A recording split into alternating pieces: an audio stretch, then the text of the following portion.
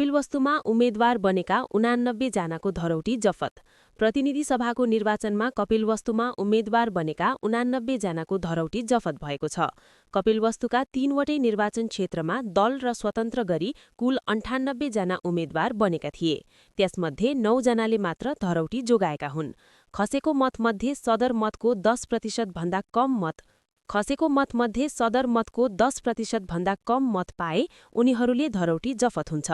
क्षेत्र नम्बर 1 मा 34 उम्मेद्वार मध्ये 31 जनाको धरौटी जफत भएको छ। यस्तै क्षेत्र नम्बर 2 मा 28 मध्ये 25 र क्षेत्र नम्बर 3 मा 36 मध्ये 33 जनाको धरौटी जफत भएको छ। निर्वाचन अधिकृतको कार्यालयले सार्वजनिक गरेको मत परिणाम अनुसार 89 जनाको धरौटी जफत भएको हो। प्रतिनिधि सभा सदस्यको उम्मेद्वारले जनही रु 10,000 जमानत अर्थात् धरौटी राख्नुपर्ने व्यवस्था छ। प्रतिनिधि सभा सदस्य निर्वाचन निर्देशिका 2074 को दफा 159 अनुसार निर्वाचनमा खसेको जम्मा सदर मतको 10% भन्दा कम मत पाउने उम्मेद्वारले दफा 22 बमोजिम 10,000 रुपैयाँ धरौटी दाखिला गरेको रकमको धरौटी जफत हुने व्यवस्था छ। प्रतिनिधि सभा निर्वाचन 2079 भारी मतका विजयी भएका एमाले उम्मेद्वार विश्राम प्रसाद थारू र दीर्घ नारायण पाण्डेले समेत धरौटी जोगाउन सकेनन्। अहिलेको निर्वाचनमा चौधरीले 7,982 मत र पाण्डेले 7,357 मत पाएका छन्। यस्तै नेपाल कम्युनिष्ट पार्टीका क्षेत्र नम्बर 1 का उम्मेद्वार कृष्ण कुँवर र क्षेत्र नम्बर 3 का उम्मेद्वार एहसान खानले समेत धरौटी बचाउन सकेनन्।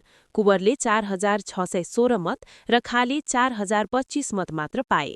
यस्तै क्षेत्र नम्बर 3 राष्ट्रिय मुक्त पार्टीका उम्मेद्वार तथा पूर्व मन्त्री ईश्वर दयाल मिश्राको समेत धरौटी जफत भएको छ।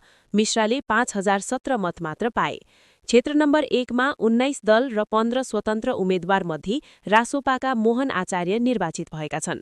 कंग्रेसका अतहर कमाल मुसलमान र स्वतन्त्र उम्मेद्वार आशिष शर्माको धरौटी जोगिएको छ। यस्तै क्षेत्र नम्बर 2 मा 17 दल र 11 स्वतन्त्र उम्मेद्वार मध्ये रासोपाका विक्रम सिंह थापा निर्वाचित भएका छन्। कंग्रेसका सुरेन्द्र आचार्य र नेपाली कम्युनिष्ट पार्टीका ब्रिजेश कुमार गुप्ताको धरौटी बेचेका छ। यसैगरी क्षेत्र नम्बर 3 मा कंग्रेसका अभिषेक प्रताप शाह निर्वाचित भए भने रासोपाका प्रकाश रजौरिया र एमालेका वीरेन्द्र कनौडियाले धरौटी जोगाएका छन्। क्षेत्र नम्बर 1 मा 97,394, क्षेत्र नम्बर 2 मा 80,075 र क्षेत्र नम्बर 3 मा 69,184 मत सदर भएको थियो।